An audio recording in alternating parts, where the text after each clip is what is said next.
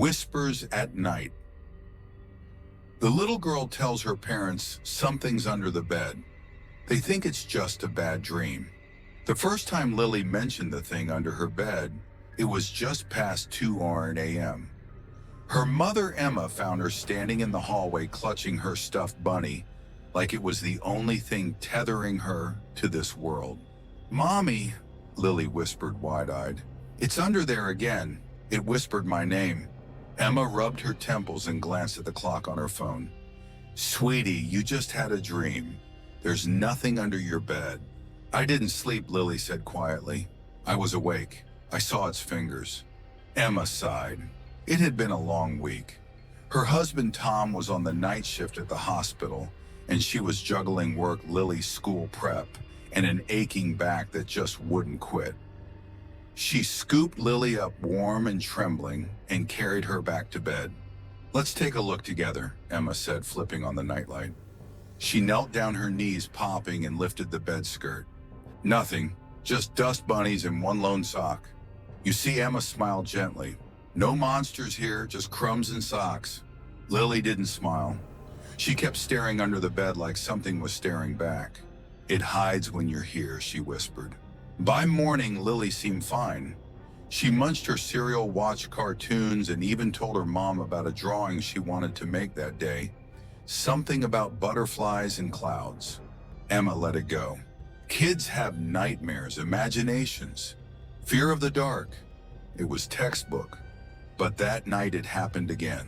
"Mommy," Emma jolted awake. Lily was at her bedside again. Same look, same wide eyes. It whispered again. It said it liked my toes. Emma's stomach turned, but she masked it with a tight smile. "Honey, you're dreaming again. Go back to sleep." "I wasn't asleep," Lily insisted. Emma sighed and rose. Okay, let's check." Lily didn't want to go back into the room. She pointed from the doorway. Emma turned on every light this time. Nightlight lamp, even the flashlight on her phone. She bent down. Nothing. But this time, something odd caught her attention. The bunny. Lily's stuffed bunny was halfway under the bed, as if it had been yanked. Emma didn't remember Lily leaving it there. Still, she brushed it off. Scooped the bunny, kissed her daughter's forehead, and tucked her in. "You're safe, baby, I promise." The third night was worse. Screaming. Lily's scream cut through the walls like a siren. Emma raced down the hall, heart in her throat, adrenaline like fire in her blood. She flung the door open. Lily was pressed against the headboard, sobbing uncontrollably.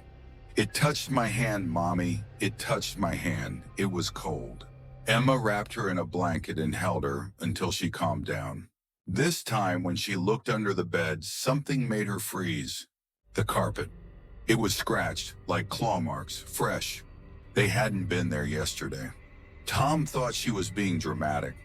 "I mean, come on," he said over coffee the next morning. "Scratches dust. It's a kid's room, Em. She drags her toys all over the floor. Probably did it herself." Emma looked up at him. She scared Tom, and honestly, I'm starting to get scared too. "Of what are you wedged to were discernition?" She hesitated. "I don't know. I just feel like something isn't right." Tom smiled the way people do when they're trying not to be dismissive. "Maybe she just needs more sleep. No sugar before bed. Fewer cartoons. You know how these things get in their heads." But Emma couldn't shake it. Not after what happened that night. It was just after midnight when Emma heard Lily whispering. She crept down the hallway slowly, not wanting to startle her. Lily's door was ajar. The room was dim, bathed in soft nightlight glow. Emma leaned closer. Lily was sitting on her bed facing the wall, whispering. Emma frowned. "Honey," she said softly. Lily turned suddenly. Her eyes were glazed, like she hadn't been there, like something had pulled her away and only now returned her. "What were you saying?" Emma asked. Lily looked at her, voice dull.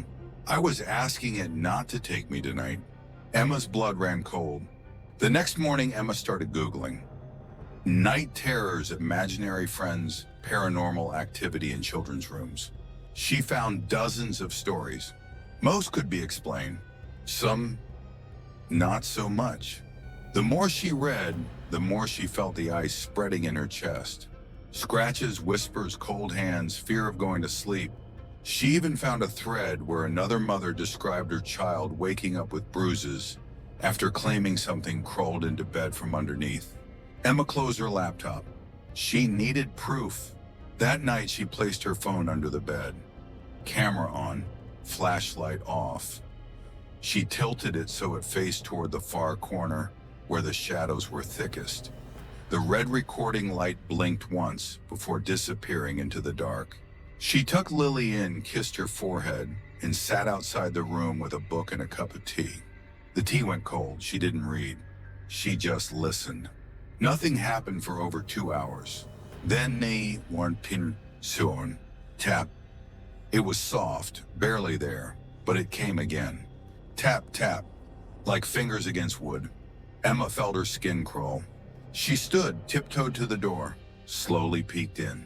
Lily was asleep. The bed didn't move, but there was something wrong about the silence. Emma left the room, retrieved her phone, and locked herself in the bathroom to watch the footage. For the first 90 minutes, there was nothing. Still shadows, distant breathing. Occasionally the rustle of covers as Lily turned in her sleep. But then around 1:37 a.m., something shifted. Movement. At the far corner of the screen, Emma leaned in. It was faint, but unmistakable. Something small, like fingers, gripped the edge of the wooden bed slats. Slowly, they curled around the frame. They were long, thin, the skin grayish, almost translucent. The nails were sharp, black. The fingers pulled back after 10 seconds. The screen went still. Emma's hand covered her mouth. She rewound it 3 times. It wasn't dust, it wasn't Lily, it wasn't imagination. Something was under her daughter's bed. She showed Tom the next morning. He stared at the footage unmoving. The color drained from his face. That could be anything, he said weakly. Compression, a trick of the light. Emma didn't say a word. She just played it again. This time she turned the volume up. At 1:38:02, just before the fingers disappeared, there was a whisper. Very faint. But it was there. Lee. Tom stood up and walked out of the room. That night, they let Lily sleep in their bed. She didn't protest. She curled up between them, bunny and hand eyes wide open. She didn't sleep at all. At 3:12 a.m., something knocked on the floor beneath their bed. 3 soft taps. Tap, tap, tap. Morning brought little relief. Lily looked pale. Her eyes had dark circles under them. She refused to eat. When Tom tried to cheer her up with cartoons, she just sat still and stared at the blank TV screen. Finally, Emma knelt down in front of her. Sweetheart, can you tell me what it looks like? The thing under your bed. Lily blinked once, slowly. It's made of shadows, she said. It has too many fingers, and it smells like the closet in Grandma's attic. Emma and Tom exchanged a glance. Why does it come to you? Lily didn't answer at first. Then very quietly she said, it told me I'm special, that no one ever listens to it except me, and that if I keep talking to it, it won't crawl into your bed instead. The scratch marks. She shows them scratches on the floorboards. Her toys are moved each morning. The next morning, Lily didn't wake them with whispers. She didn't scream or cry. Instead, Emma found her sitting cross-legged in the middle of her room, completely silent, surrounded by toys that looked wrong. Not broken, just rearranged. Her dolls faced the wall all in a line. Her puzzle pieces were stacked, but none of them fit. Her stuffed animals were upside down, limbs bent at awkward angles. And her favorite bunny, the one she never slept without, was propped up in the center of the room, sitting upright, its face pressed against the floorboards. Lily, Emma asked cautiously. Her daughter didn't look up. Did you do all this? Still nothing. Emma stepped closer, slowly kneeling beside her. Sweetheart, talk to me. Lily pointed at the floor near the bed without turning her head. Emma looked. At first, she didn't understand what she was seeing. Then her stomach dropped. Scratches, deep ones. Thin, irregular gouges clawed into the wooden floor just beneath the edge of the bed, like something with claws had been reaching out. There were so many, dozens, some old, some fresh. Some dug deep enough that splinters jutted out. Emma touched one with the tip of her finger and winced. Sharp. She turned to Lily. Did you do this with something, a toy? Lily finally spoke, voice flat. It gets mad when I move. Emma felt something cold wrap around her spine. What does that mean? Lily didn't answer. Instead, she leaned forward and whispered to her stuffed bunny. Emma reached for the bunny and gently took it from her daughter's hands. It was heavier than usual. Something was inside. She opened the zipper in the back. A spoon. A long metal spoon from the kitchen. It had been bent backward in the middle, like someone or something had gripped it tightly with unnatural strength. Emma stared at it. What was it doing inside her daughter's toy? Later that day, Tom came home early from work. He hadn't slept much either and agreed that something had to be done. Still, he wasn't convinced it was anything otherworldly. I don't know what to think, he admitted as Emma showed him the scratches. But this isn't normal. They decided to document everything. Tom took photos. Emma made notes. They wrote down dates, what Lily said each night, what they found in the morning. It felt like trying to solve a puzzle with half the pieces missing. That night, set up 2 cameras, one under the bed again, and another in the corner of the room, angled to capture everything. They didn't tell Lily. They didn't want to scare her. But Lily already looked scared enough. When Emma tucked her in, Lily clung to her arm. It doesn't like when you watch. Too bad, Emma whispered, kissing her head. We're watching anyway. The next morning, they reviewed the footage. At first, nothing. Just Lily tossing and turning, murmuring in her sleep. Then at exactly 2:53 a.m., the camera under the bed caught movement. A long, spindly hand, gray and veined, reached out not toward Lily this time, but toward her toys. One by one, it picked them up and placed them methodically in strange positions. The dolls were turned to face the wall. The puzzle was dismantled. The stuffed bunny was carefully set in the middle of the room and pressed to the floor.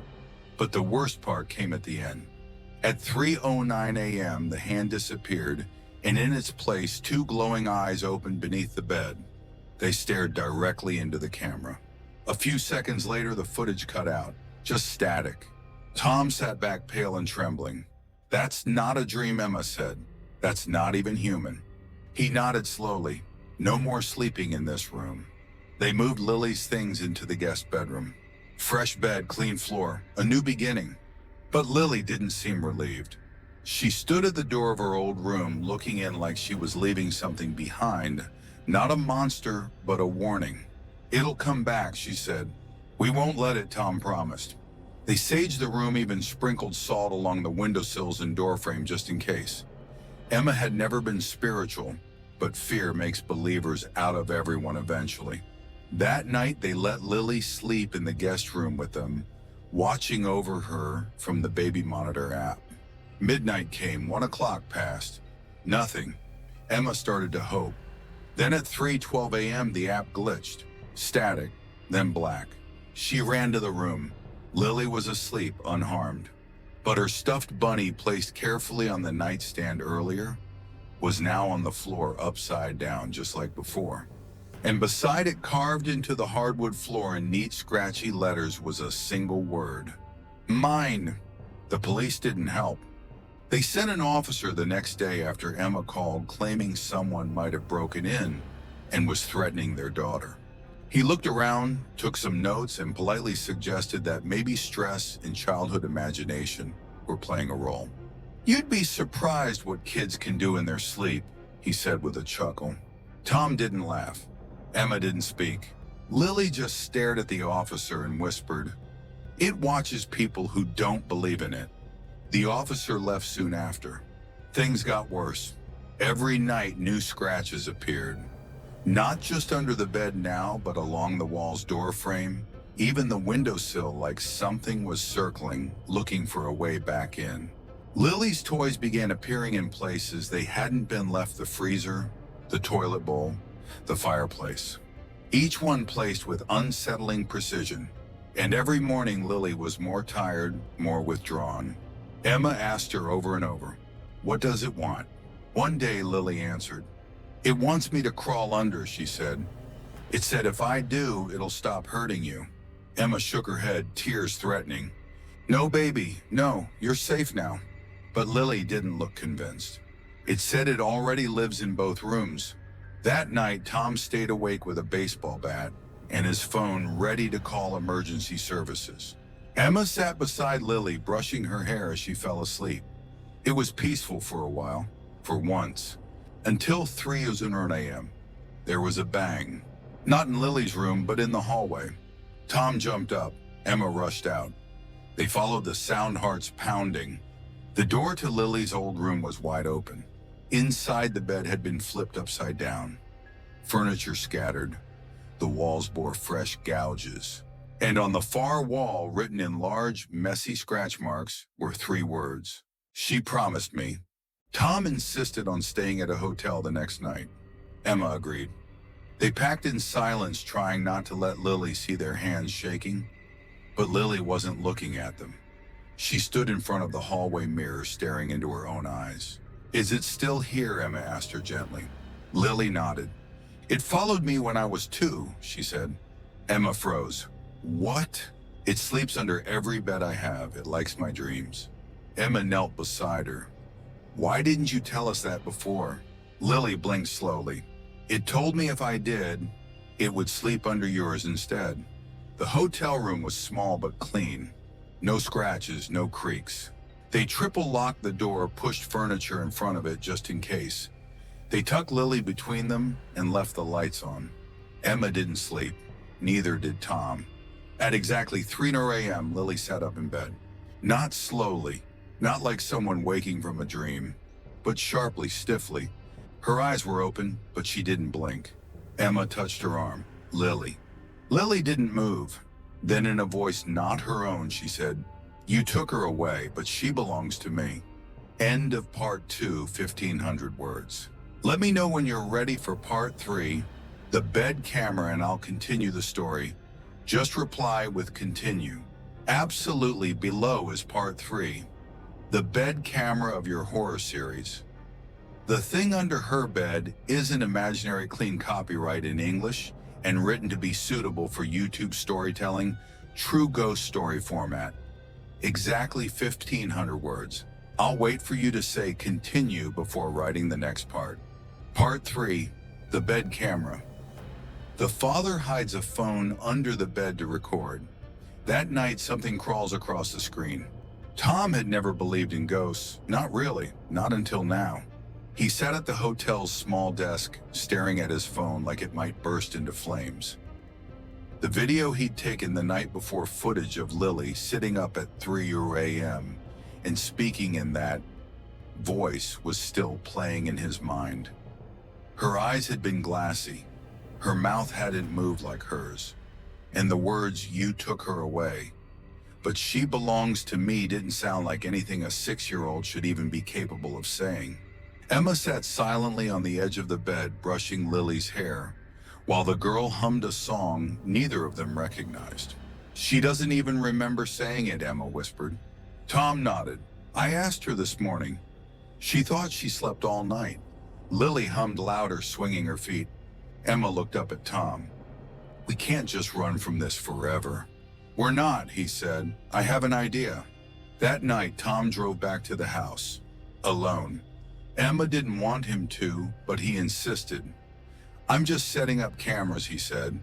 "We need proof, real hard proof. If not for us, then for someone who can help us." She'd given him a flashlight, a crucifix she found in a drawer, and a whispered, "Be careful." He arrived just before sunset. The house felt wrong, even before he walked through the door. Too quiet, like it was listening. He tried not to look into Lily's room as he passed it. The air near that doorway always felt colder. He went to the master bedroom first, set up one phone on the dresser, another in the hallway facing Lily's old room. Then finally he walked into that room again. He kept the light on. He crouched beside the bed, hands trembling just slightly, and slid the phone under with the lens facing in. It wasn't live streaming, just recording. He wanted to leave it overnight. Before standing up, he paused. There were new scratches, fresh ones, across the wall.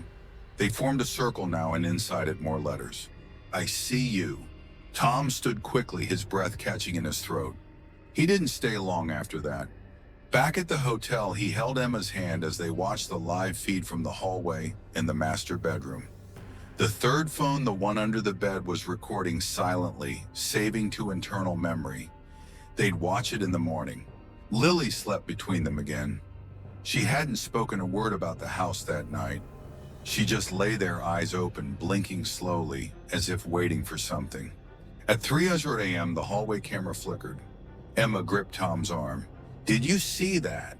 He rewound, frame by frame. For 2 full seconds, a shadow moved past the doorway, long and low to the floor, crawling. Could be a bug, Tom said weakly. Emma didn't answer. The next morning, they downloaded the footage from under the bed. Tom opened the file. At first, silence, stillness, dust and wood grain. Then a change. At 2:47 a.m., a shift in the shadows.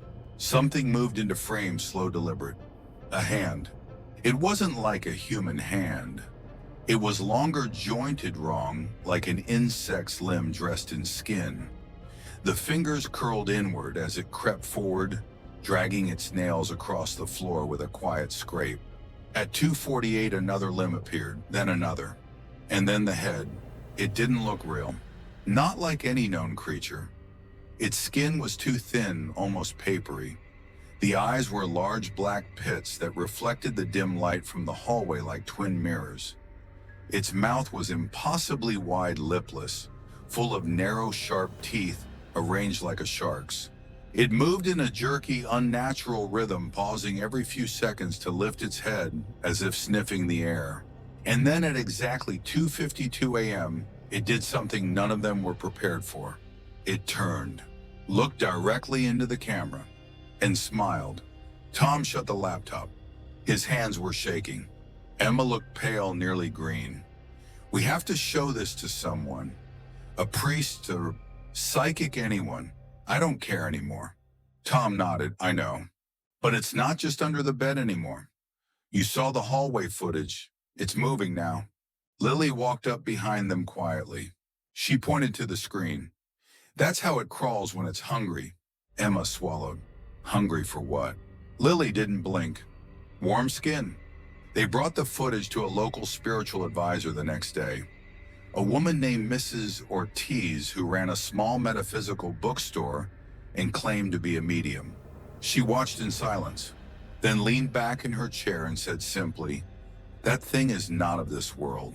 Tom chuckled nervously. "Yeah, no kidding." "No," she said. "I mean, it doesn't belong to the natural order. It isn't a spirit. It isn't a demon, not in the traditional sense. It's something older, something that mimics fear." Emma frowned. "What does that mean?" Mrs. Ortiz pointed to the smile in the pause footage. It learns, it watches, it feeds off belief, attention. The more fear you give it, the more real it becomes. Tom leaned forward. "So what do we do?" Mrs. Ortiz hesitated. "First, stop watching it. Stop recording. Stop acknowledging it." "That's not helpful," Tom snapped. "It's not about help. It's about survival," she said flatly. "You've already made it stronger. That recording you made, it sees that as an invitation. You look directly into it. That's all it needs." Emma whispered. "Then why hasn't it taken her?" Mrs. Ortiz looked at Lily, who stood by the shelves, flipping through an old children's book, like none of this was about her. "It's playing with her," she said, "and with you." That night, they didn't set up cameras.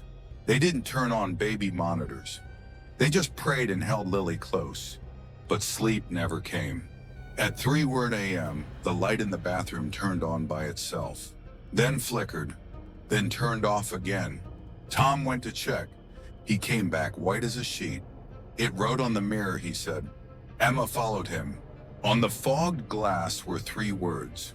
Put it back. The next morning, Lily had a message of her own. She handed Emma a drawing she made. It was a picture of her bed drawn in crayon with a dark scribble underneath it. Long fingers reached out.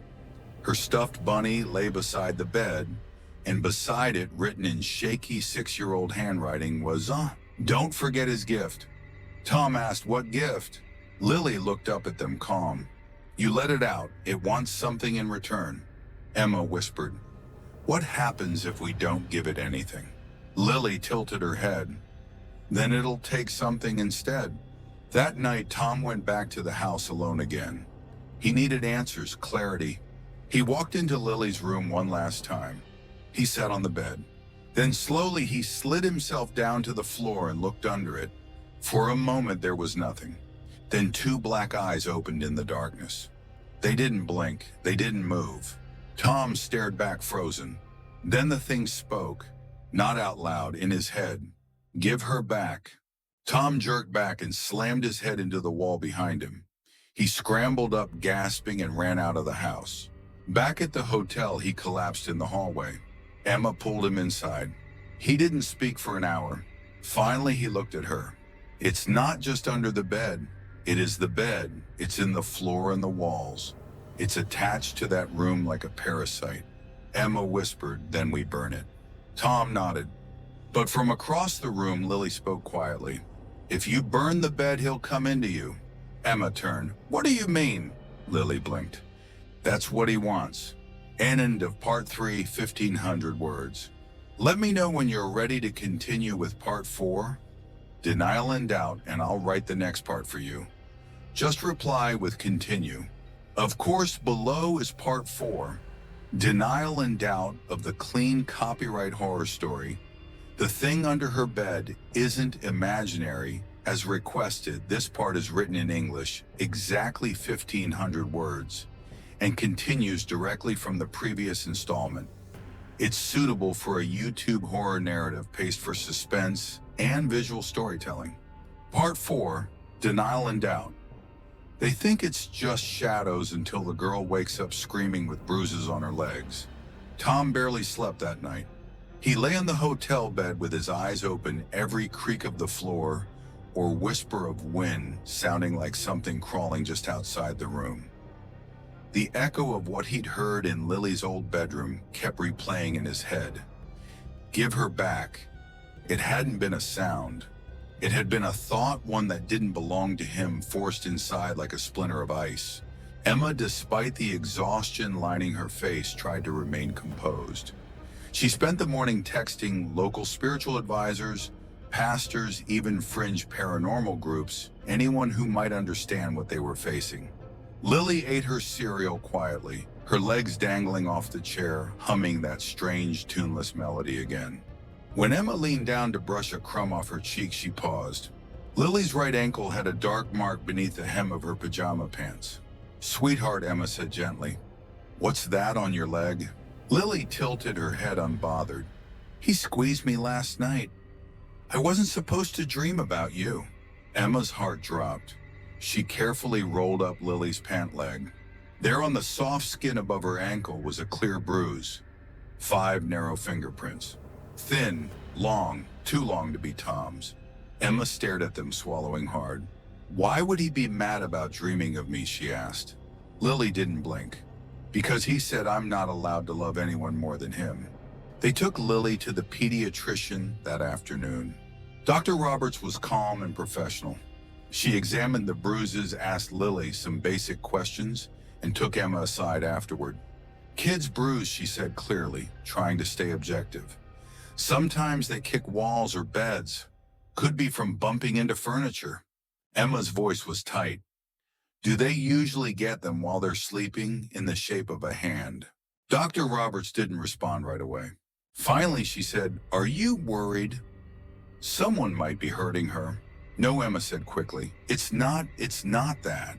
She didn't know how to explain, not without sounding unhinged. Dr. Roberts nodded slowly. "I'm going to make a note just in case, But if you're ever concerned about her safety physically or emotionally, please bring her in. Even if it's just to talk." Emma nodded and left with Lily, her chest heavy. She didn't want to say it out loud, but she knew the doctor thought one of them was doing this. Tom tried to reassure her that night. "We know the truth," he said. "We've seen it. This thing, whatever it is real. Then why doesn't anyone else believe us?" Tom rubbed his hands over his face. "Because if they did, they'd have to admit there are things in this world they can't explain, and most people can't handle that."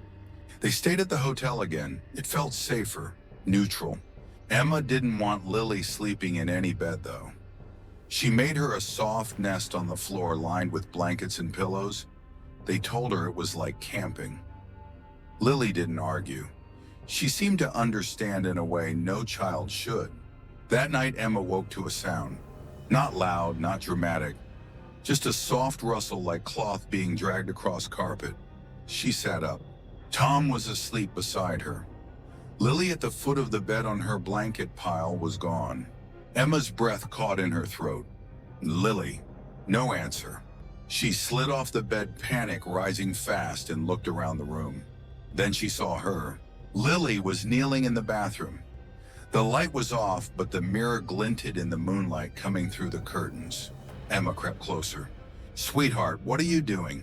Lily didn't turn. "I didn't mean to dream of him," she whispered. "He's punishing me." Emma reached for the light switch. When the light snapped on, she gasped. The mirror was covered in handprints, small ones, child-sized, but each hand had 7 fingers, and all of them were smudged in something dark. Not red, more like ash. Lily turned to look at her, her eyes wide, her mouth open, and she screamed. It was the kind of scream that seemed to tear through her lungs, raw, primal, full of pain. Emma grabbed her, shaking, trying to calm her down. "It's okay, baby. You're safe. It's just us." Lily was shaking violently. "My legs hurt. My legs hurt. He was pulling me. I told him no." Tom jumped out of bed, clutching his phone, unsure whether to call for help or start praying. They pulled Lily's pajama bottoms up. More bruises, not just fingerprints this time. Long, dragging marks, as if something had grabbed her legs and yanked. Tom ran to the mirror and wiped the prints. His hands came away gritty with black powder. "What the hell is this?" he muttered. Emma held Lily until she cried herself to sleep, rocking her like she was a baby again. The next morning, Tom was different. Quiet, focused, almost cold. He watched Lily while Emma ran errands, and when she returned, she found the hotel room empty. Panic rose again, but just as she was about to call him, he walked in. With the bed, more accurately with pieces of Lily's old bed, taken apart, bundled up, and stuffed into trash bags. "You brought it here," Emma hissed. "No," he said. "I'm going to burn it, tonight." Emma hesitated. "Do you think that will actually stop it?" "I don't care. It's going up in flames." They drove out to a remote spot near a wooded trail that Tom used to hike. There was a fire pit nearby, usually for campers, but tonight it would serve another purpose. He dumped the wooden slats, the mattress frame, even the bedding, all of it. Of course, below is part 5. The shadow hands from your horror series. The thing under her bed isn't imaginary. This part is written in English clean for YouTube copyright and is exactly 1,500 words. It continues directly from where we left off. The shadow hands. She describes hands reaching out to grab her. The mother starts to believe. The fire crackled higher than expected. Tom stood with his hands in his pockets, watching the frame of Lily's old bed blacken and split. The flames licked the wood like it had been waiting for this moment, like something within was finally being released. Smoke curled up into the night air, dark and oily, heavy, with a strange scent like rotten leaves and scorched fabric. Emma stood several feet back, with Lily in her arms. "I don't want it to scream," Lily whispered, eyes wide. Emma looked down. "What do you mean?" Lily didn't answer. She just kept watching the fire. A minute later, a sharp pop echoed through the clearing. A splinter of wood flew from the pile and struck the dirt. The flames surged, then hissed like a breath inhaled through unseen teeth. And then, silence. Total, complete silence. No crickets, no wind. Even the crackling fire dulled into a low, smoldering hum. Tom shifted uncomfortably. That's not normal. Emma clutched Lily tighter. Let's go. They didn't speak on the drive back, but Lily hummed that eerie little tune under her breath the whole way. The hotel felt colder when they returned, like the fire had taken something with it and left a hole behind. That night they made Lily a new blanket nest on the floor, adding extra pillows and a flashlight under her control. Tom and Emma lay in bed silently, not even pretending to sleep. At 2:42 a.m., Emma sat up. Something was wrong. The air had shifted, heavier, like the room had sunk a few inches lower. She looked over at Lily. The flashlight was on, casting weird angles on the wall. Lily was sitting up, eyes fixed on the space just beside the bed. Emma slipped out from under the covers and crept to her. Honey, Tantorni. Lily turned to her. They're back, she whispered. Emma froze. Who's back? Lily slowly pointed to the darkness beside the dresser. Emma looked. At first, nothing, just shadows. Then, movement. Something low on the wall twitched. Fingers. Long, thin shadows, 5 of them curled up from beneath the dresser and clawed gently at the air, as if reaching for something that wasn't quite there. Emma's mouth went dry. She blinked hard, and when she looked again, they were gone. Just the dresser, just the wall. She turned back to Lily. Did you see that before I did? Lily nodded. They reach for me every night now. They don't touch me yet, but they want to. Emma sat beside her, heart pounding. Where do they come from? Under everything, Lily said. Not just the bed, under the dresser, under the closet, under me. Emma tried to stay calm. She placed a hand on her daughter's back. Do they talk? Not out loud, only when I dream. The next morning, Emma was quiet. She didn't tell Tom about the shadows. She didn't tell him she'd seen them too. He was hopeful, believed the burning had worked, that the bed's destruction meant the entity was gone. But Emma knew better. The thing hadn't been in the bed. It had been under it. And now it was just under something else. That afternoon, Emma took Lily to a park near the edge of town. Bright sunlight, open space, other children playing. She wanted to see how Lily would behave away from closed walls, heavy air, and creeping shadows. Lily ran around for a while, laughed even, swung on the swings, climbed the jungle gym. For the first time in days, Emma let herself exhale. Maybe. Then Lily stopped. Right at the edge of the sandbox, she froze mid-step. Emma walked over. You okay? Lily didn't answer. Emma followed her gaze to the shade cast by a nearby bench. The shadow underneath it looked wrong. Too deep, too wide, and it twitched. Just a little, like something inside had flinched. Lily stepped backward. Let's go, she whispered. Emma grabbed her hand and didn't ask questions. That night they stayed in a different room at the hotel. Emma asked for a second-floor suite. She thought maybe putting more space between them and the ground would help. They let Lily sleep between them in bed. Emma stayed up watching her daughter's small chest rise and fall. At 3 a.m. exactly, Lily's eyes shot open. She sat up. Emma sat up too. What is it? Lily didn't answer. She turned slowly, looking toward the ceiling. Emma followed her gaze. The ceiling was smooth and white, except for one thing. A patch above the closet door, no larger than a dinner plate, had darkened. Emma stared. The dark spot moved. It rippled slightly like a puddle disturbed by wind. Then slowly, 5 finger-like tendrils began to stretch outward, downward, toward the floor. Lily didn't scream. She just watched. Emma grabbed her, backed away from the bed, and shouted for Tom. He scrambled up confused, but when he looked at the ceiling, there was nothing there. Emma pointed, gasping. It was right there. It was right there. But the dark patch was gone. Just paint, just ceiling. Tom looked at her, concerned. Are you sure it wasn't a trick of the light? No, I saw it. She saw it too. Lily nodded solemnly. It's not hiding anymore. Emma called her sister the next day. Hey, she said, voice trembling. Can we come stay with you for a few nights? We just need somewhere else. Her sister Claire was hesitant at first, but she agreed. They packed that afternoon, threw everything into bags, didn't even fold the clothes. They just wanted to leave. Before they checked out, Lily handed Emma a note. It was scribbled on hotel notepad paper, a child's drawing. A girl sleeping in a bed, underneath something with lots of arms reaching out. Above the bed on the ceiling was a black oval with more arms hanging from it. Next to the picture, Lily had written, "He's always watching, even when you think he isn't." Claire's house was small, cozy, and filled with soft things, throw pillows, blankets, the scent of cinnamon in the air. Lily seemed calmer almost instantly. Claire didn't ask too many questions. She assumed there was trouble between Emma and Tom, and Emma didn't correct her. That night, Lily got her own room for the first time in weeks. They kept the door open, left the hall light on. Everything felt safer. Emma stayed up until almost 2:30 a.m. waiting, listening. Nothing. Finally, she let herself sleep.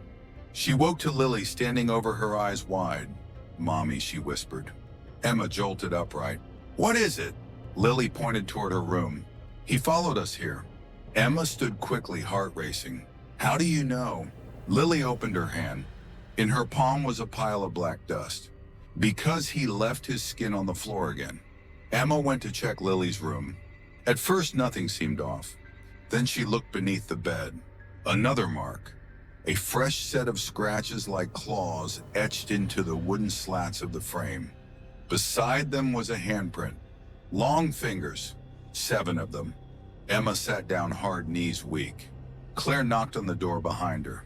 "Everything okay?" Emma wiped her eyes before standing. "Yeah, just checking for monsters." Claire smiled lightly. "Aren't we all?" The next day, Emma took Lily to a bookstore. Not for stories, but for knowledge. She searched for books on shadow creatures, old folklore, dream feeders, and parasitic spirits.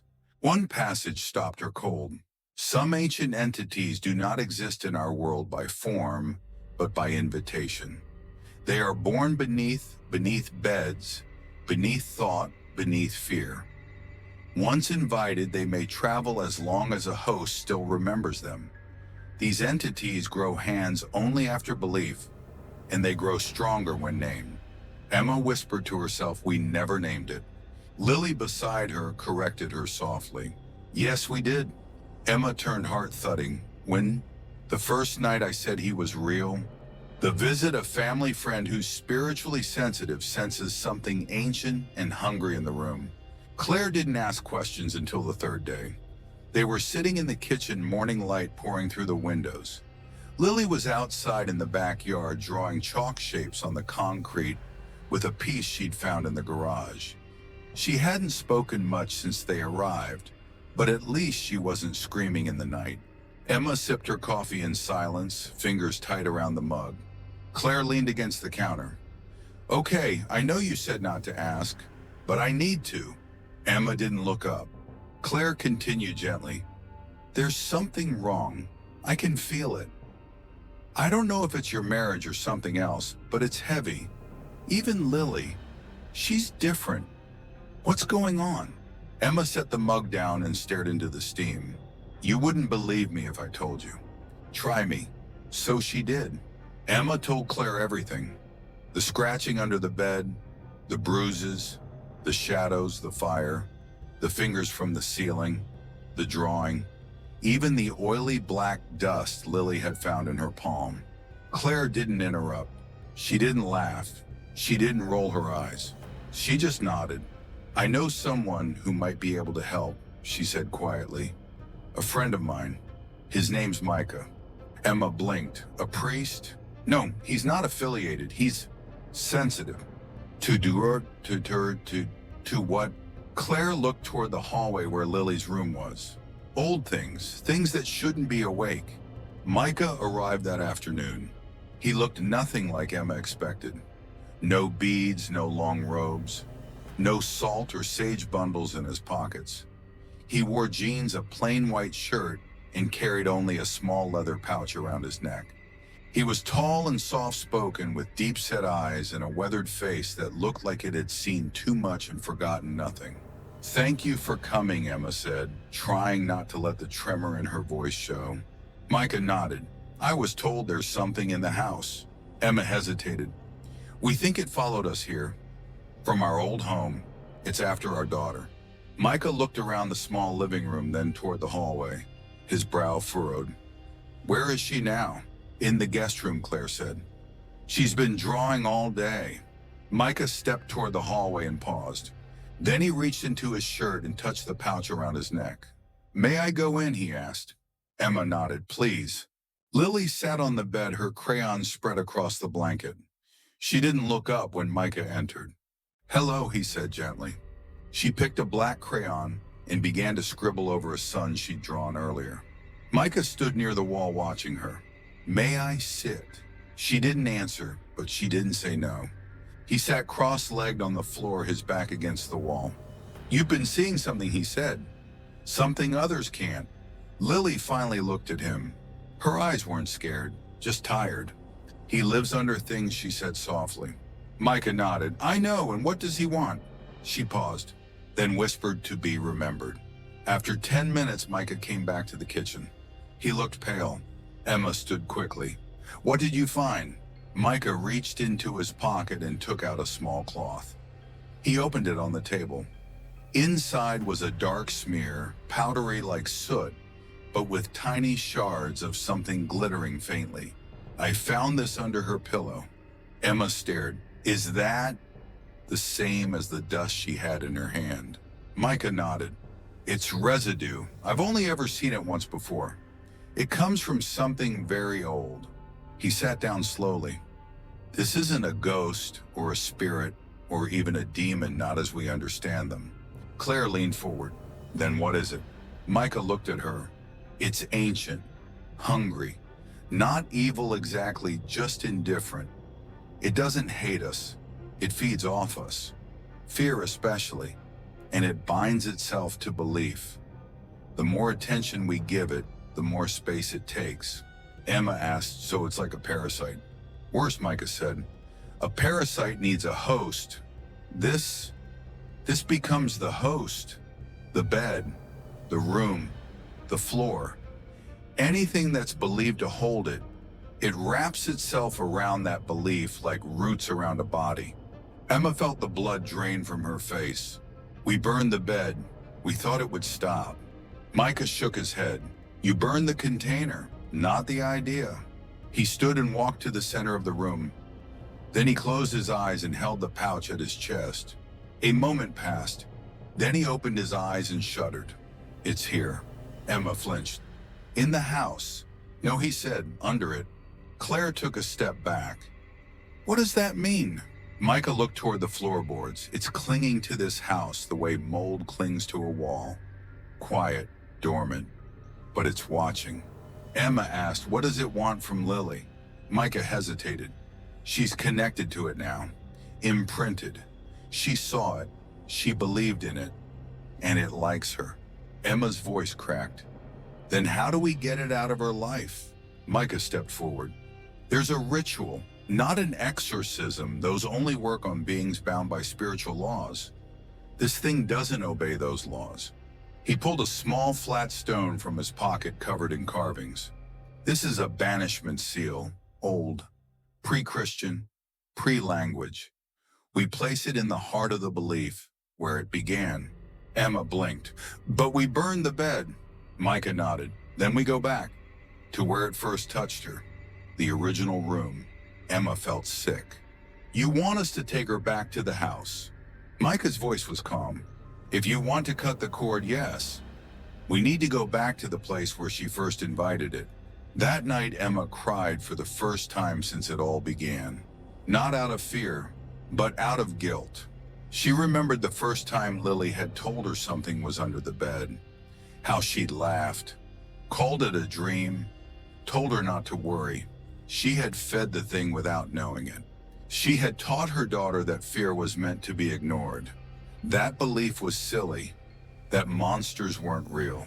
But they were. And now one had followed them halfway across the state. The next morning they returned to the house. Micah came with them carrying a satchel of tools, chalk candles, the seal stone, and a jar of black salt. Tom met them in the driveway, confusion written all over his face. "You're coming back." Emma hugged him tightly. "We're going to try something." He didn't ask questions, not this time. He'd seen enough. They entered the house as a group. Lily didn't speak. She walked down the hallway alone and stopped at the doorway to her old room. Micah stepped up behind her. "Are you ready?" he asked. She nodded once. He placed the seal in her palm. "You'll know where to put it." Inside the room looked untouched, but it felt colder than the rest of the house. Lily walked slowly to the center of the floor. The carpet had been rolled back when they removed the bed. The floorboards beneath were dull and scratched. She knelt down. She placed the stone on the center plank, the one with the deepest gouges. Then she whispered, "I'm not yours." The floor groaned. A gust of cold wind rushed through the room, though no windows were open. The lights flickered, and the shadows along the walls began to shift. Emma backed up, pulling Tom and Claire with her. Micah didn't move. He poured a line of black salt across the doorway, sealing them in. Lily stood staring at the seal. The carvings began to glow faintly, and from the floor came a sound, a hiss, low, wet, like something seeping through wood. Then, "It's me sereno divran," a voice. "She promised me." Lily stepped back. Micah raised his hand and began chanting in a language none of them understood. The shadows screamed. It wasn't a sound, it was a feeling deep in the bones, like grief and hunger and fury all at once. The walls trembled, but Lily didn't cry. She stepped forward again, placed her foot next to the seal and shouted, "You can't have me!" The shadows recoiled. Micah dropped to one knee, drove a silver pin through the center of the stone. There was a flash of light, and then silence. Just like that, it was over. The cold lifted. The room felt still. Lily exhaled and smiled for the first time in weeks. Emma fell to her knees, sobbing. Micah placed a hand on her shoulder. "You were strong enough to believe in her. That's what saved her." Midnight revelation. They stay up one night to watch and see it. Black crawling, grinning from under the bed. 3 weeks had passed since the ritual in the old house. At first, things were better. Lily stopped waking up screaming. She slept soundly. The bruises disappeared. No more black dust. No more long scratches on the floor. Her humming stopped. Her drawings turned from scribbled shadows to bright yellow suns and animals with smiling faces. Emma dared to hope. She even caught herself smiling again. Micah had told them it was over. But deep down, Emma knew it wasn't. Not really. Because some nights just after 3 a.m., she'd still wake up for no reason. Because Lily had started sleeping with her covers over her head again. Because the closet door kept opening, no matter how tightly it was shut. And because last night Lily had said something new. "He's not under my bed anymore, Mommy." "Where is he now, baby?" "He's under yours." Emma didn't tell Tom. Not at first. He had been trying so hard to believe the worst was over. He'd gone back to work, started fixing up the backyard, talked about registering Lily for school again. She couldn't crush that hope. Not yet. But she needed answers. So one night after Lily had gone to sleep, she told him everything. How the air still felt wrong sometimes. How the dog they'd adopted wouldn't go near the bedrooms. How she'd woken up to see the underside of their bedskirt moving, though nothing had touched it. And most of all, what Lily said. Tom didn't speak for a long time. Then finally, "Let's stay up tonight. Both of us. Let's watch." They didn't tell Lily. They pretended it was a fun movie night. Pillows on the floor, popcorn in a bowl, a few cartoons to make her laugh. By 10:30, she was asleep. They tucked her into the middle of their bed, just like they used to during the worst of it. Then they waited. Tom sat in a chair in the corner, phone in hand, flashlight ready. Emma stayed on the bed facing the edge closest to the floor. Her hand dangled just slightly, her heart racing every time she remembered how something had once pulled Lily from this same position. By midnight, the silence was unbearable. No wind, no cars outside, just the tick of the digital clock on the nightstand and their shallow breaths. At 1:15 a.m., Tom whispered, "What if it's really gone?" Emma didn't answer, because at 1:16 a.m., Lily twitched. Not rolled over, not stirred. Twitched. Her eyes opened. Emma sat up alarmed. But Lily didn't look scared. She looked blank. Her mouth opened slowly, and in a soft, toneless voice she whispered, "He's almost out." Tom bolted upright. Emma leaned over her. "Lily, sweetheart." But Lily's eyes were wide open and unblinking. Her lips moved, but it was like watching someone talk in their sleep. "He doesn't like waiting," she murmured. "He's hungry, hungry like teeth, hungry like hands." Emma felt a cold pressure on her ankles. She looked down. The bedskirt had begun to rise. Something underneath was pressing against the mattress springs from below. Tom turned on the flashlight. He aimed it down the side of the bed. What they saw will never leave them. It wasn't a shadow. Not this time. It was solid, real, something jet black, elongated, bone thin but covered in a leathery skin that shimmered like oil in the light. It had no face, at least not in the way a human face works, but it grinned. A mouth full of needle-like teeth stretched impossibly wide across the head. Its limbs were bent at wrong angles like an insect folded in on itself. But it wasn't crawling. It was emerging. From the underside of the bed. From the thin, impossible gap between mattress and floorboards. Like it had been birthed from beneath their feet. The creature's hands, 7 fingers per hand, black and jointed, like a spider's legs, gripped the floor as it dragged itself into view. Its neck twisted unnaturally. And it looked at them. Not with eyes, it didn't have any, but they felt it. It saw them, and it smiled. Emma screamed. Tom lunged forward, grabbing Lily and pulling her from the bed. The creature hissed, not a sound but a feeling, a deep vibration that rang in their teeth. Emma backed up, grabbing the flashlight and aiming it again. The creature froze, then slowly retreated, sliding back under the bed, disappearing inch by inch into the black space that no longer felt like part of the house. It felt deeper than it should have been. Like the floor was just a lid to something much worse. They left the house that night, drove for 2 hours to Claire's again, not speaking. Tom didn't argue. He didn't even blink. He just held Lily tightly and kept checking the rearview mirror. Back at Claire's, they explained everything. This time, even she was scared. The next morning, Tom made calls. A priest, a psychic, a medium, an exorcist from another city, anyone who would listen. One of them agreed to come. Father Adlai, an old priest from Louisiana who specialized in non-traditional hauntings. He arrived the next day, tall, thin, weathered like driftwood. He carried only a Bible, a metal case, and a cane carved with strange symbols. He entered the house slowly, like it was alive. Tom tried to explain, but Father Adlai only raised a hand. Let the house speak first. He walked the halls, said nothing. Then he entered the bedroom. He didn't speak for almost 5 minutes. When he came out, his face was gray. "What did you see?" Emma asked. Father Adlai's eyes were tired. Not what. Who? Tom frowned. Who?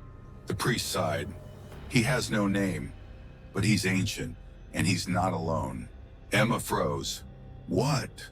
He's one of many, a watcher. They crawl beneath our awareness, feed on fear, then slip through cracks, under beds, behind closets, beneath floorboards, where we pretend not to look. He opened his metal case. Inside were old tools, salt, relics, a copper bowl etched with Latin, and a thin strip of cloth that looked burnt. He made a deal with your daughter, not with words, but with belief. She feared him. She invited him. Tom whispered, "Can we break it?" Father Adley nodded. "But it comes with a cost." Emma's voice shook. "What kind of cost?"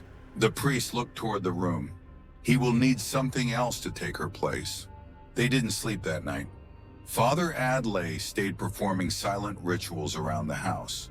He sealed doorways with oil, chanted prayers in a language none of them knew. Lily stayed quiet, clutching her stuffed bear. Emma held her all night. At 2:55 a.m., the lights flickered. Father Adley entered the bedroom and said firmly, "It's time." He placed the bowl beneath the bed. He scattered black salt around the frame. Then he handed Emma the burnt strip of cloth. "This came from another case," he said. "Another child, the same creature." Tom asked, "What happened to them?" Father Adley didn't answer. He lit the cloth on fire and dropped it into the bowl. Smoke curled upward. Then the bed shook. Not from wind, from underneath. A terrible pressure built in the room. The walls seemed to pulse. The floorboards groaned. And from beneath the bed a voice rose. "I had her." Emma held Lily tightly. Father Adley dropped a silver coin into the flame. "You never had her," he said. "You only borrowed her fear." The floor cracked. Something shrieked, not from this world, but from somewhere far beneath it. Then, silence. When the smoke cleared, the room felt lighter. The bed stood still. Lily looked up. "He's gone." Emma didn't ask how she knew. She just believed her. The escape plan. "They try to move out, but the girl refuses to leave the room and said it will follow me." They had waited too long. Tom knew it the second the U-Haul backed into the driveway. The air had turned thick again, muffled like the house was underwater. Every step inside echoed with something more than just sound, like the house was alive or, worse, aware. Still they packed, room by room, box by box. Emma didn't even stop to think.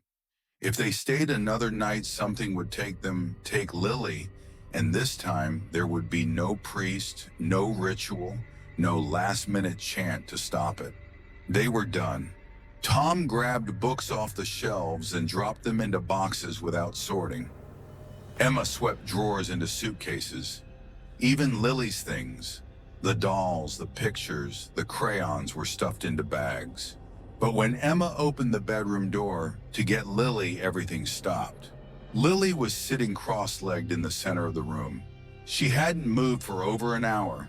The blinds were drawn, the corners dark. And she was smiling. Emma approached carefully. "Sweetheart, we're ready. We're leaving, okay? Time to go." Lily didn't answer. She just kept smiling. Emma crouched down in front of her. "Lily and Yernandwarna." Finally, Lily looked up. Her eyes were glassy. Her voice was distant. "He said if I leave, he'll follow." Emma blinked. "What?" "He said he doesn't need the room anymore. He said he can ride inside me now." Emma's stomach turned. "Baby, no. That's not true. We're getting out of here." Lily shook her head. "He showed me." When I blinked, he was inside my shadow. Tom came in holding a box. "What's going on?" Emma whispered, "She won't leave the room. She says it'll follow her." Tom set the box down and knelt beside them. He smiled gently. "Lily, listen to me. We're your parents. We protect you. Nothing's going to hurt you. Okay, we're going to a new place." Lily looked between them, then whispered, "There's no new place." Emma blinked. "What do you mean?" Lily touched the floor beneath her. "He said wherever there's under, he can be." They didn't argue. They simply carried her out. Lily didn't scream. She didn't kick. But she stared over Tom's shoulder the whole time. Not at the hallway, not at her parents, but at the shadows that stretched from beneath the doors. They strapped her into the back seat. She stayed quiet as the U-Haul pulled away, the house growing smaller in the rearview mirror. But 10 minutes into the drive, she whispered, "He's in the trunk." The new apartment was in a busy complex on the 4th floor. No basements, no crawl spaces. Emma had chosen it specifically. She wanted elevation, light, crowds, noise, anything that could break the silence that used to press against their old home like a wet rag. The windows faced east. The floor was brand new. And the moment they walked in, Lily stopped at the door. "He's here already." Emma knelt. "Honey, no. Look bright. Lights, new carpet. No closet monster. No old bed." Lily didn't move. Tom came up behind her. "Just give her a moment. It's all new." Emma stood. "We need to cleanse this place. Right now." They called Father Adlai, but he was already hundreds of miles away. "We broke the bond," he said over the phone. "If it's still appearing, it's not bound to the house anymore. It's bound to her, emotionally, mentally." Emma gripped the phone tighter. "So what do we do?" "Teach her to reject it," he said. "Refuse its space. Make her shadow a place it doesn't want to be." "How do we do that?" "You start by not giving it room to grow." They threw out the old toys, burned the blanket from the old house, tossed every drawing that had black shapes or long hands or seven-fingered shadows. Tom slept on the floor next to Lily for the first week. Emma kept every light on even during the day. For a few days, things were better again. Then came the knocking. It started one night at 3:03 a.m., a soft rhythmic knock from under Lily's bed. 3 taps, silence, 3 taps again. Tom jumped up. He flipped the mattress. Nothing underneath, nothing in the drawers, nothing in the closet. He stayed up till dawn. The next night, it happened again. Emma moved Lily into their room. The knock followed, this time from beneath their bed. Lily sat upright, eyes wide. "He's not knocking to come in," she whispered. "He's knocking to remind me he's still there." They brought in a spiritual consultant, a soft-spoken woman named Isabel who specialized in child hauntings. She walked the apartment, palms open, then sat across from Lily with a deck of old soft cards. After half an hour, she said, "There is no spirit here." Tom frowned. "What do you mean?" "There's no presence, no entity in this place, no tether." Emma narrowed her eyes. "Then what is it?" Isabel folded her hands. "It's a memory, something your daughter carries with her. Something intelligent, yes, but not external anymore." Tom asked, "So we imagined it?" Isabel shook her head. "No, but I believe it's become a kind of emotional parasite. It now exists inside her fear." That night, Lily refused to eat. She just sat at the table, arms crossed, lips sealed. When Emma gently asked why, Lily whispered, "He told me not to. He says he'll feed me instead." Emma dropped her fork. Tom stood. "What does that mean?" Lily looked down. "He says he can fill me with darkness, so I don't need food." Emma grabbed her. "No, that's not real. That's just a thought. That's just fear talking." But when she looked in Lily's eyes, she saw something else staring back. Not possession, recognition. Like Lily had started to believe him. They decided to leave the apartment. Not later. Now. They packed bags and went to a nearby motel. Bright lights, thin walls, loud neighbors. Safety in a strange way. Tom rented a second room just in case. They gave Lily her own bed in a brightly lit corner. No sheets hanging, no shadows beneath. Emma laid with her until Lily drifted off. At 2:58 a.m., Emma woke to whispering. Not words, just breath. She looked up. The lights were off. She knew she'd left them on. Lily was sitting at the edge of the bed, staring at the floor. Emma sat up. "What is it, honey?" Lily looked over her shoulder. Her voice was calm. "I'm not me anymore." Emma swallowed. "What does that mean?" "He said he'd let me sleep, if I let him stay." Emma grabbed her daughter, holding her close. "No, you are Lily, no one else. Nothing can take that away." Lily stared up at her, and for a moment, the corners of her mouth curled upward, but not into a smile, into a grin. A wide, sharp, horrible grin. Emma screamed. The lights snapped on. Lily blinked, dazed. "Mommy!" She was back. Tom ran in, heart pounding. "What happened?" Emma stared at him, trembling. "He's already inside her. The ritual, a local shaman is called. The creature fights back. Screams echo through the hallway. By dawn, Emma knew they couldn't wait anymore. This wasn't sleepwalking. This wasn't nightmares. Lily wasn't just haunted, she was being worn down. Fed on, bit by bit. Father Adlai's voice echoed in her mind. Teach her to reject it, refuse its space. But how do you make a child fight something that crawled in without permission? Something that whispered sweet lies like lullabies. Tom made the call. His cousin Danny, a teacher in the next town over, knew someone. An old woman, a local spiritual healer who didn't advertise, didn't accept visitors unless called, and only came when the house called back. Her name was Banoi. Everyone in Danny's village knew her. Some feared her. Some brought her offerings during the Hungry Ghost Festival. They said she saw between the walls, that she spoke to things that didn't have names.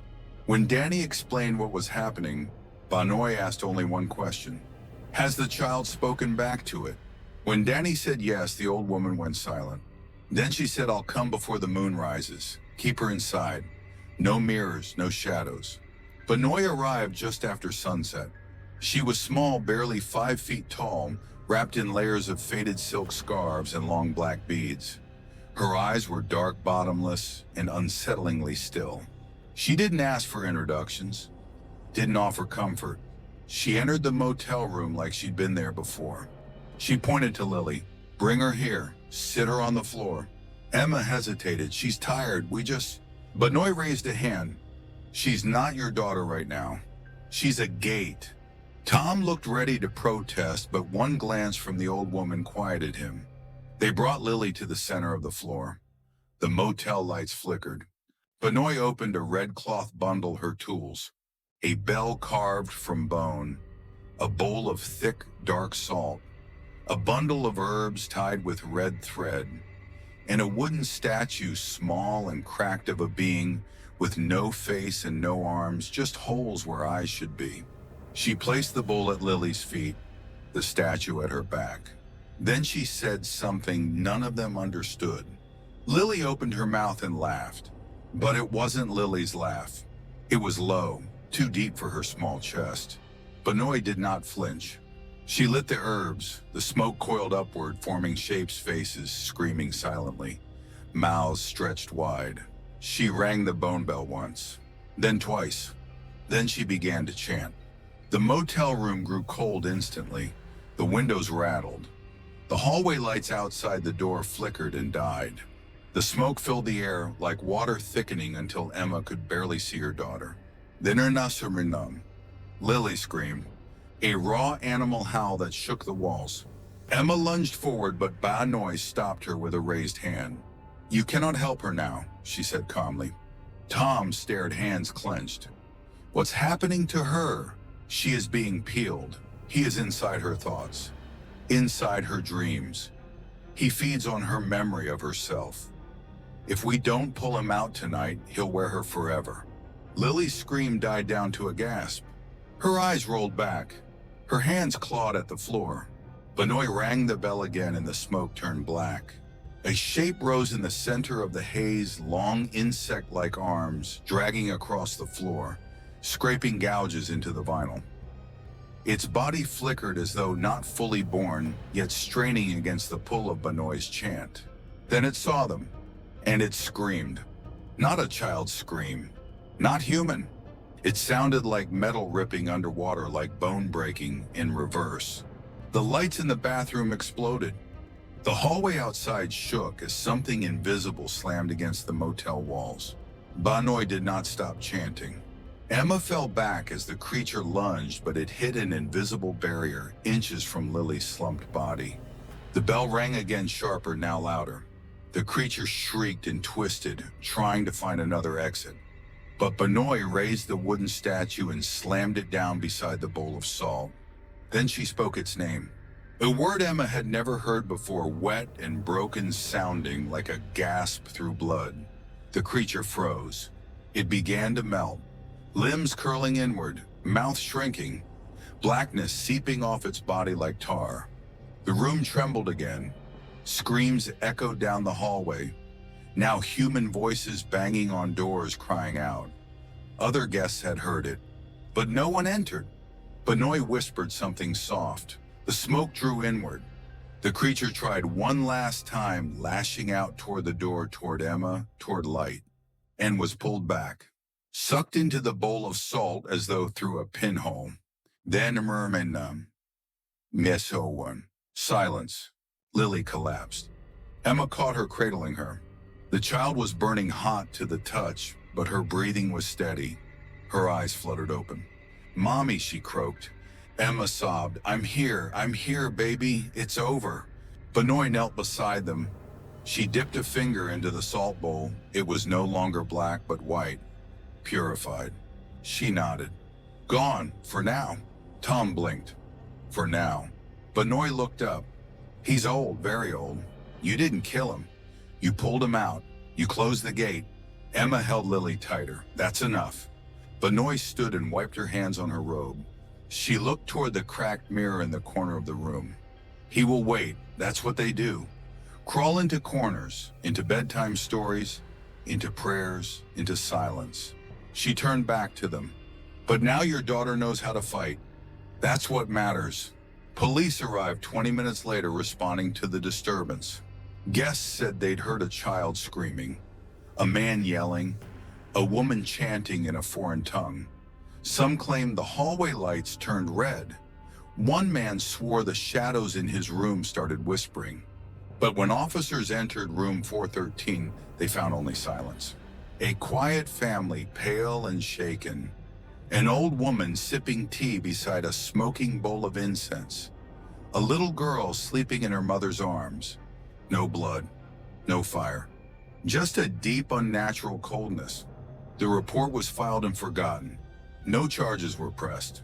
2 weeks later, they moved again, this time far from the town, to a place with no memories of closets, of crawl spaces, of shadows under the bed. A small white house with windows on all sides. A mattress on the floor, no frame. Lily began drawing again.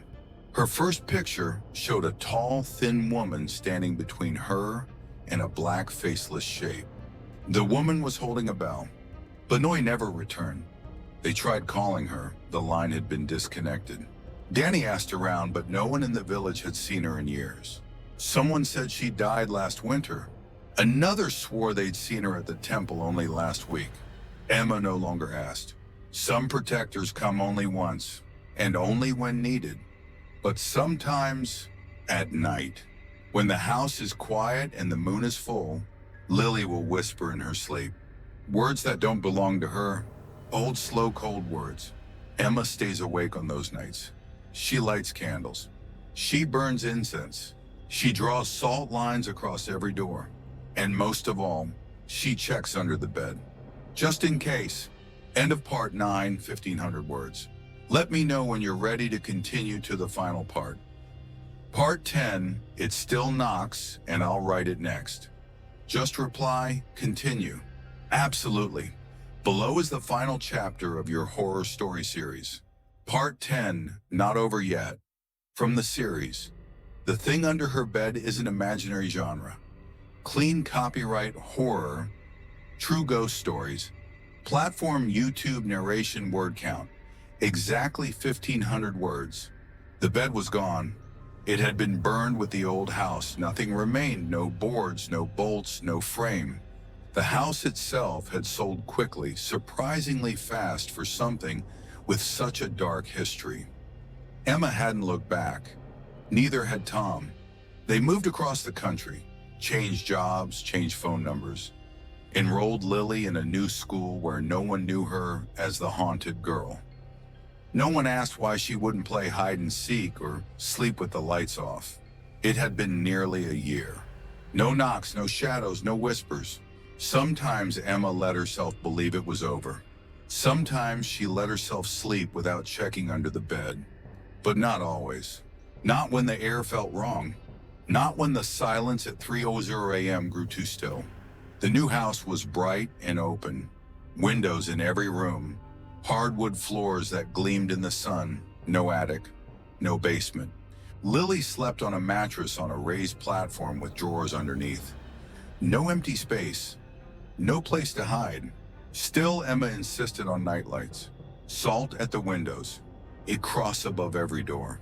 Old habits from old battles. Tom thought she was being paranoid. "It's over," he said gently. "He's gone." Emma never argued. She just kept the lights on, just in case. One night Lily woke crying, not screaming, not flailing, just quiet tears that soaked into her pillow. Emma rushed in, heart thudding. Lily sat upright, clutching her bear. "I dreamed I was back," she whispered. "In the motel, in that room." He was behind the mirror. Emma stroked her hair soft and slow. It was just a dream, baby. Lily didn't speak again, but she didn't go back to sleep either. The next day, Emma checked every room. No shadows stretched too far. No cold spots, no black dust. Everything looked fine. But that night, as she tucked Lily in, her daughter said something that made her freeze. "Mommy," Lily said, her voice small. "Why did we bring him with us?" Emma blinked. "Lily, what do you mean?" The little girl looked down at her blanket. "Because he's here. I heard him again last night, under the floor." Emma swallowed. "That's not possible. There's no crawl space. Remember, this house is safe." Lily didn't argue. She just whispered, "He said he missed me." Emma didn't sleep that night. She sat by the bedroom door, a flashlight in one hand, her old Bible in the other. At 3:03 a.m. she heard it. Knock, knock, knock. 3 soft taps. Not from the window, not from the hallway, from beneath the floor. She jumped up, dropped to her knees, and pressed her ear against the hardwood. Nothing. Just stillness. But she felt it. That old chill. That familiar presence crawling up through the bones of the house. She turned on every light, sprinkled salt around Lily's bed, slept with her arms wrapped tightly around her daughter. The next morning, Emma found something tucked behind Lily's dresser. A drawing, in thick black crayon. A girl in bed smiling, and under the bed a long black figure with too many arms and a mouth too wide to be human. Scrawled in red along the bottom, "I'm still under here." Emma dropped it like it burned her. She didn't tell Tom. He had finally started smiling again. He was building a greenhouse out back. He laughed in the mornings. She wouldn't ruin that. Not yet. She burned the drawing in the sink, flushed the ashes, and called the only person she could think of, Father Adley. His number was disconnected. She tried the temple Benoit once visited. They said she had vanished months ago, left behind only a cracked bell and a strip of red silk. Emma cried for the first time in months, because this time there would be no one to save them. The knocking came again, 2 nights later. Louder now, bolder. Emma waited at Lily's doorway with a crucifix and flashlight. When she heard the knock, she threw open the door. Lily sat up in bed. He said it's his turn to sleep up here. Emma crossed the room and opened the bottom drawer of the bed platform. Nothing. She banged the floor with her fist. "You're not welcome here." Lily flinched. "He said you shouldn't yell." Emma took her daughter by the hand. "We're leaving." They checked into a hotel. Emma picked the top floor. Bright lighting, no underbed space. She watched Lily sleep the whole night. No dreams, no whispers, no knocks. Finally, for one moment, Emma breathed. And then at 4:13 a.m., Lily turned in her sleep and whispered. He followed the light this time. Emma's hands shook the next morning. She called every church in the city. Most didn't believe her. One offered counseling, another suggested therapy. Only one offered to come in person. A young woman named Sister Marian, soft-spoken, barely older than Emma herself, but with eyes that had seen more than her age should allow. She entered the hotel room with nothing but a satchel, a silver rosary, and a small vial of water. She walked to Lily, sat on the edge of the bed. "Do you still see him?" she asked gently. Lily nodded. Sister Marian leaned in. "Where?" Lily pointed to the nightstand. "He hides behind the drawer now. He said he's learning new tricks." Sister Marian looked to Emma. "Wherever there's fear, he'll find shape. He's like mold, darkness feeds him, but he's still tethered." Emma's voice was raw. "Tethered to what?" Sister Marian opened her Bible. Inside was a photo of the original house, of the burned bed, and in the center, barely visible, was the shape of the thing, in the smoke. He doesn't want her body, Marian said quietly. He wants her name. Emma frowned. Her name. He wants to become her, to walk in her place. It's why he whispers, why he mimics.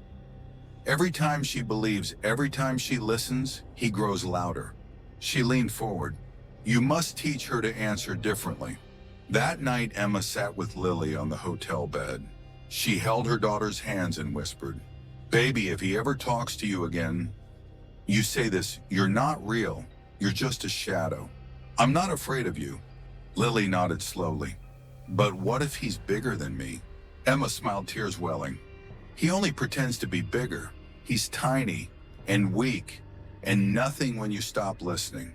That night at 3:02 a.m., Lily woke up. Emma was already sitting beside her. She whispered, He's back. Emma didn't move. What did you say? Lily closed her eyes and softly said, You're not real, you're just a shadow. I'm not afraid of you. A long silence. Then, the room bent, not visibly, but the air shifted like space itself recoiled. The lights flickered, and the nightstand drawer slammed open on its own. A single word hissed through the room. Liar! Emma stood. This is your last night, she said. We name you now. You are fear. You are silence. You are the dark that dies in the light. Sister Marian appeared in the doorway, holding the bell Benoit had once carried. She rang it once, then twice, then 3 times. The shadows in the corners twitched, then screamed. Light filled the room, blinding, hot burning like dawn through smoke. The drawer snapped shut.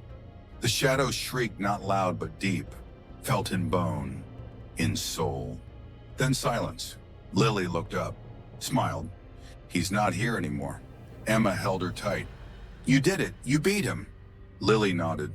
But then she whispered, Mommy, if he ever comes back. Emma looked into her daughter's brave, tired eyes. He won't. Lily smiled wider. I know, because this time I'll be under the bed.